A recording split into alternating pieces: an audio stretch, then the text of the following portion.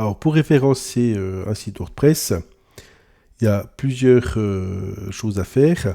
La première, par exemple, si je prends les articles, c'est d'avoir un bon titre. Donc, dans le titre, il faudrait qu'il y ait déjà des mots-clés qui sont dedans.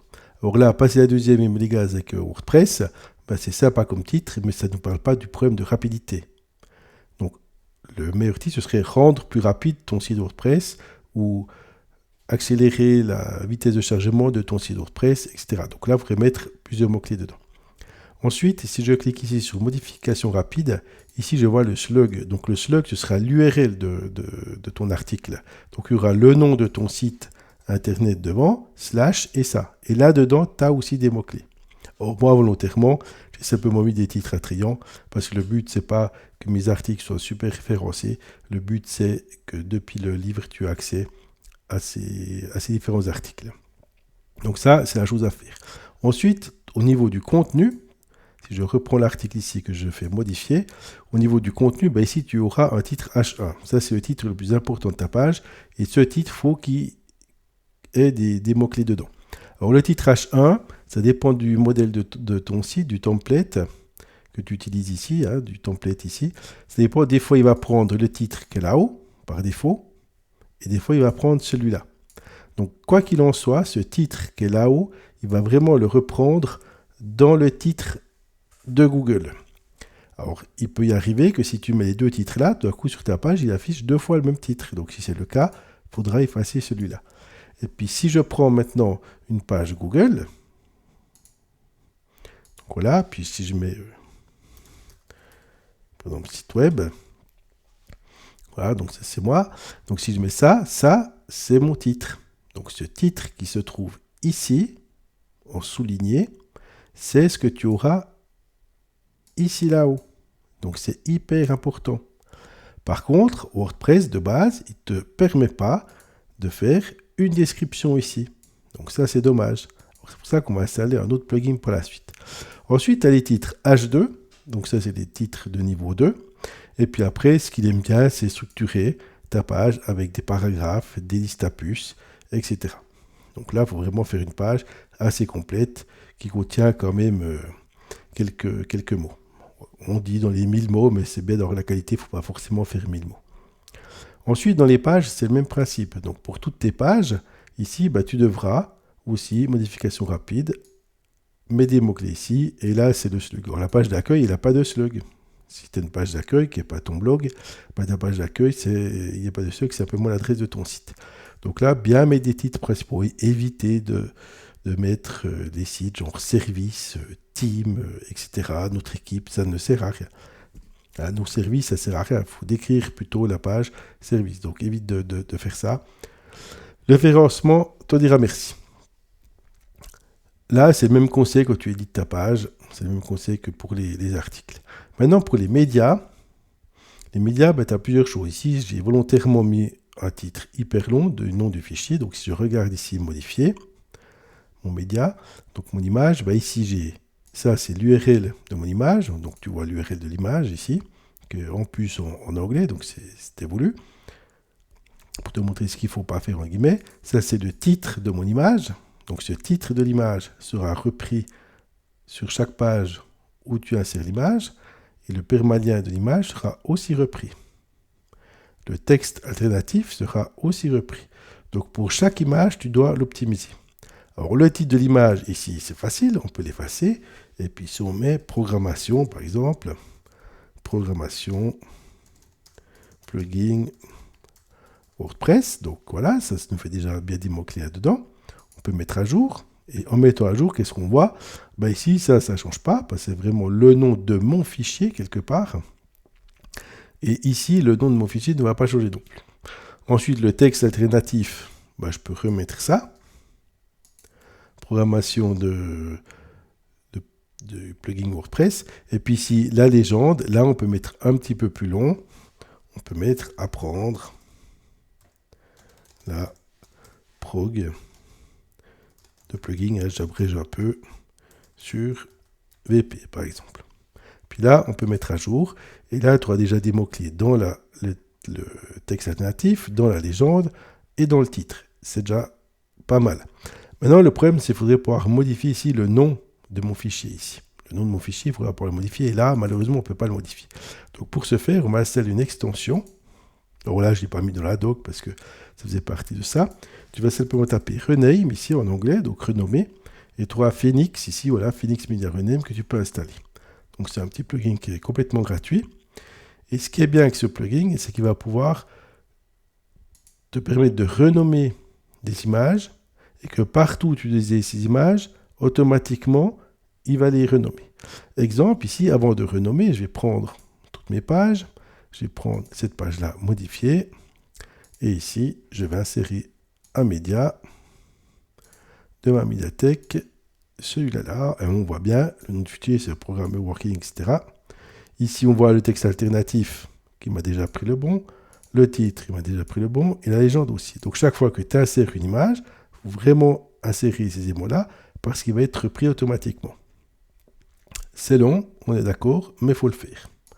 Donc là, je vais insérer et maintenant, il faudrait que j'apprenne à optimiser, que j'optimise le nom de mon fichier. Et si je regarde en code source, ici, je vois bien que c'est ça, hein, le nom de mon fichier. Donc ça, j'aimerais le renommer pour mettre programmer plugin WordPress dans le nom de l'image. Donc pour faire ça, je vais dans mes médias, je prends ici mon image et je peux renommer ici. Donc là, je vais mettre programmer plugin WordPress. Voilà. Donc ça, c'est mes mots-clés. Il faut les séparer par des tirets, c'est mieux que mettre des espaces. Là, par défaut, il est coché. Et si je vais tout en bas, axe groupé, et je peux mettre renommer. Voilà. Renommer et appliquer. Donc voilà, là, il sera renommé. Et si je vais voir maintenant dans ma page, ici, modifier,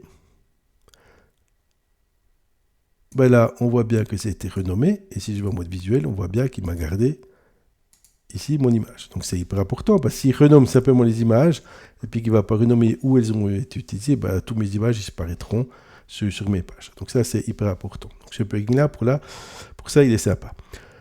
Ensuite, pour vraiment bien optimiser, comme on a dit avant, pour mettre ici ta description que tu as envie de mettre pour augmenter le nombre de clics sur ton site, mettre ton slogan, pourquoi il faudrait cliquer sur cette page, etc. Ce qu'on peut faire, c'est installer un plugin qui s'appelle Yoast SEO, et c'est vraiment la référence dans les plugins. Donc si tu tapes simplement Yoast, on va trouver ici le SEO. Or la partie payante, gratuite, est déjà pas mal. La partie payante, elle t'apporte 2-3 éléments en plus. Donc on voit ici quand même 10 millions d'installations. Donc c'est quand même pas rien, quoi. Donc on va l'activer. Et là tu verras, il n'y a pas simplement de choses à faire.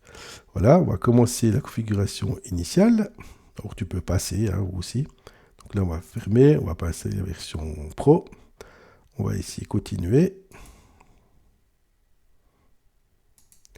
Voilà.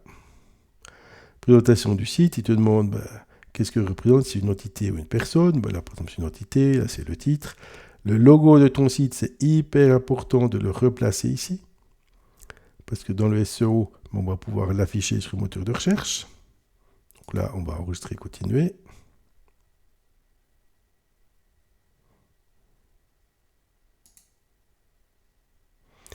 Voilà.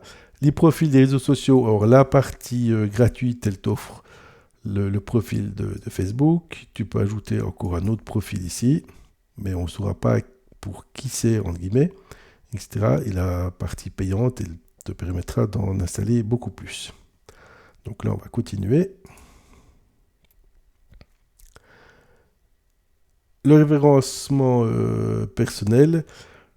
Donc là, si tu obtiens des astuces, etc. Donc en gros, c'est pour s'inscrire à une newsletter. Donc là, on voit que c'est sympa parce qu'ils ne disent pas forcément que c'est une newsletter. C'est donnez-moi des astuces gratuites. Donc ça, c'est un CTA qui est quand même pas mal. Un call to action, ça, on verra aussi par la suite. Donc ça, c'est cool comme CTA. Donc non, je ne veux pas. Enregistrer, continuer.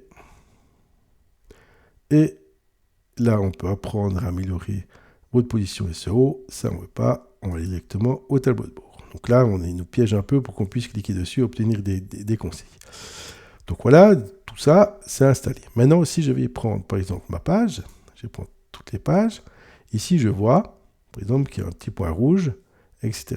Donc là, je peux aller maintenant sur modifier. Donc même si tu utilises des autres éditeurs comme des BlackBerry Visual Editor ou Elementor, etc., tu auras toujours ici le SEO. Donc la requête principale ici, je vais mettre simplement WordPress. Donc quels seraient les mots-clés que tu attends que les gens y tapent pour arriver sur ta page? Bien, si je mets WordPress SEO, là tu peux obtenir des requêtes cibles, mais là dans ce cas-là, il faudra que tu t'inscrives sur Yoast et sur SEMrush, et là tu vas pouvoir obtenir qu'est-ce que les gens ils vont taper là-dessus. Donc simplement déjà en mettant ça, puis en faisant Enter, tu n'as pas besoin de cliquer ici pour obtenir des requêtes, sauf si tu as un compte payant. Là, bah, typiquement, il passe déjà en orange. Pourquoi il me passe en orange? Parce que ici, dans le titre, bah, j'ai déjà ça. Donc ça, c'est déjà pas mal dans mon slug. Donc mon titre ici, optimiser le SEO pour WordPress, boost ton site WordPress. Donc ça, c'est pas mal comme utilisation. Ici, il me manque une métadescription. Donc voilà, la métadescription, c'est ce que j'aurai ici. Donc cette fois, ça, tu peux le rentrer avec ça. Donc ici, tu vas taper ta métadescription. La métadescription, il n'y a pas besoin de mettre de mots-clés, elle ne sera pas prise, c'est plutôt pour un slogan pour inciter. Booste ton site et grimpe sur les moteurs de recherche, par exemple. Puis là, tu vois que tu as un nombre limite de caractères.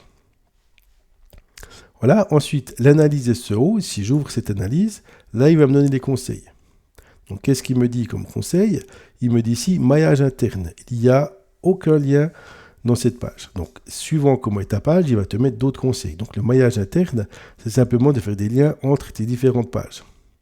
Donc ça, si tu as des articles et puis des menus, etc., ça va le faire. Là, si je prends ma page, si je l'ouvre, cette page-là, ben, tu verras qu'il n'y a absolument aucun lien. Je n'ai même pas de menu dans ma page. Donc là, j'ai ouvert ma page. Donc voilà, j'ai absolument zéro lien. Donc effectivement, alors j'en ai un ou deux ici, mais j'ai aucun lien interne. Hein. Depuis là, je peux aller à aucune place dans mon site. Donc effectivement, c'est pas terrible. Donc c'est pour ça qu'il me le signale. Donc il est cool, il va vraiment tout te signaler. Dans le site de requête, la requête cible a été trouvée 2 fois. C'est moins que le minimum. Donc là, il faudrait que je mette plus de mots-clés ici, WordPress et SEO. Donc là, c'est pour ça qu'il faut vraiment mettre une requête cible là, parce que sinon, il ne sait pas sur quoi se baser. Donc là, pour ma requête cible, bah, c'est pas terrible. Requête de la métadescription. La métadescription a été renseignée, mais elle ne contient pas la requête. Donc là, normalement, il ne prend pas les mots-clés, mais c'est peut-être bien de rappeler ici hein, que c'est pour augmenter le SEO. C'est plus pour rassurer l'utilisateur. Mais en principe, les moteurs de recherche ne prennent pas là-dedans des mots-clés. Requête dans les titres. Utilisez plus souvent la requête pour les titres des synonymes. Bah, typiquement, là, dans mes titres, j'ai analysé performance, j'ai backlink, j'ai la vitesse du site, j'ai optimisé le contenu, etc. Il y a juste ce mot-clé-là, WordPress, qui est dedans. Et ce mot-clé-là, SEO. Donc, il faudrait que je me place plus de WordPress et de SEO dans mes titres. C'est ça que ça veut dire, en fait. Ensuite, quand c'est orange, bah, c'est pas très grave. Donc, c'est requête dans le titre SEO. Elle n'est pas présente. Donc, dans mon titre de ma page, qui est ici, optimiser le SEO pour WordPress. Bon, là, normalement, bah, j'ai quand même le mot WordPress et puis SEO. Ensuite, longueur de la métadescription. La métadescription est trop courte, 120 caractères, vous pouvez aller jusqu'à 156. Donc ici, il me dit, bah, continue à insérer, voilà, là, continue à insérer des descriptions ici. Donc là, je peux même utiliser une IA, hein, mais pour ça, bah, il faut que je passe en version premium de Yoast. Et puis ça, bah, il faut le faire absolument sur toutes les pages, tous les articles. Et après, bah, tu auras au moins tes pages qui seront faites. Et puis, il peut y arriver que ici, tu aies d'autres éléments. Ici. D'autres éléments rouges que tu aurais moins bien fait. Et il sera extrêmement compliqué d'avoir tout en vert. Parce qu'il faut en mettant 2 ou 3 ici en vert, il y a peut-être un qui va passer en rouge. Donc, ce sera compliqué de tout passer en vert. Puis ensuite, ce qu'on peut retrouver ici, c'est les réseaux sociaux Et ici, on peut mettre l'image pour les réseaux sociaux, mettre une image, le titre pour les réseaux sociaux, une description pour les réseaux sociaux. Comme ça, si quelqu'un il partage ta page pour les réseaux sociaux, tu peux assurer ici qu'il y ait bien la bonne image pour les réseaux sociaux, etc.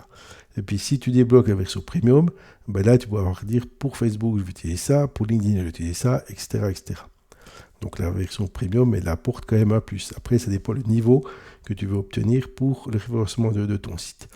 Et puis, ici, dans le schéma, tu as le titre de la page, titre de l'article, valeur par défaut des pages, etc. Donc, c'est comment tu vas utiliser ici les pages web, c'est des fax, si c'est une page médicale, contact, etc. Donc, voilà, puis si c'est un article, qu'est-ce que c'est comme article que tu as édité ici. Puis une fois que tu es prêt, après tu vas retrouver ici dans toutes tes pages les valeurs de ton SEO. Et puis bien sûr, pour chaque page, chaque article, tu dois ici définir, si je prends un autre article, tu dois ici définir à chaque fois la requête. Quelle sera la requête pour que les gens arrivent sur cette page-là? Donc là, tu dois à chaque fois définir la requête, puis faire Enter, et ensuite, il va se baser de cette requête-là que tu as choisie pour améliorer ton SEO. Donc là, bien sûr, tu peux changer en cours de requête, il n'y a pas de souci.